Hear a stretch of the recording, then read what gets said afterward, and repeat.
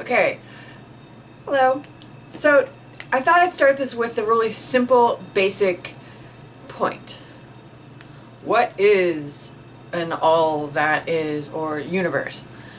And when you start with that, everything else makes perfect sense and lines up with itself and is the starting point of how to relate to your reality in a whole new way with a lot more fun.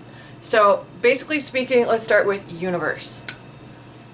Two levels of it, an inside and an outside.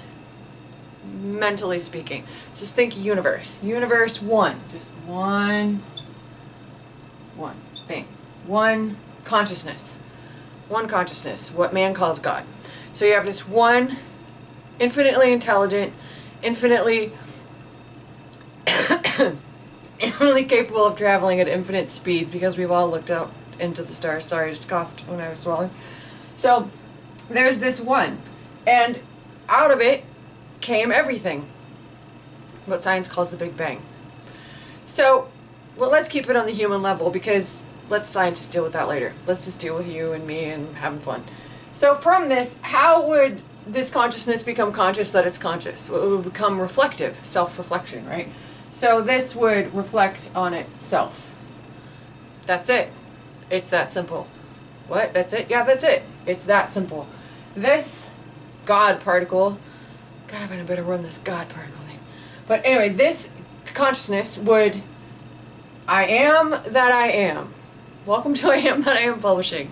But you're the publisher of you, and this whole thing is about the publishing of your own story, because we're all living light in our own story. So this consciousness becomes conscious that it's conscious, and in the process of this experience of self-reflectivity is what we are all doing here on Earth together, this unfolding. Let that sink in. And how can you experience that within yourself? The bubble. I call it the bubble. You, inside of your body, and your mind, the inside you and the outside you, the outside world and the inside you, the you having the experience. So the easiest way to do that is close your eyes and realize that when you touch the board, you're having a relationship that only you can have with this outside thing.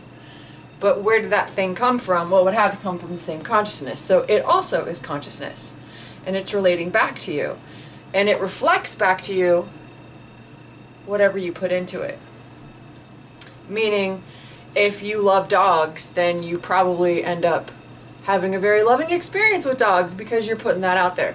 So what you put out is what you get back, comes back to this. That's how you create your own reality, how thoughts become things, how you design your relationship with your own world, and why it gets so annoying when other people try to tell you how life works, because you're designing how life works, and it changes constantly. So that's the beginning video on what's the universe, how does it work, and where did it all begin. There's really no beginning. No, I don't want to go there. It just is. So when someone says, what is God? You got to remember that that question, what is God, is on a level, an infinite consciousness asking itself, what am I, who am I, and at the same time having infinite possibilities to choose that, and out of that comes infinite realities, infinite humans, infinite consciousness, dogs, cats, trees, plants. It's why we call it all there is, or some people call God. It's everything. It's whatever it wants to be. It's all there is. And it's still a universe.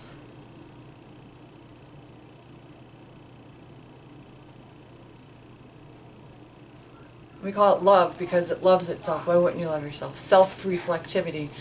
And if the love thing doesn't resonate with someone you know, I've gotten to the point where I would say just neutral, just existence itself is a beautiful place. Just pure, beautiful light. Because light is what we see when we have this slowed down experience of looping back in to what you can call your 0 point, your beginning point.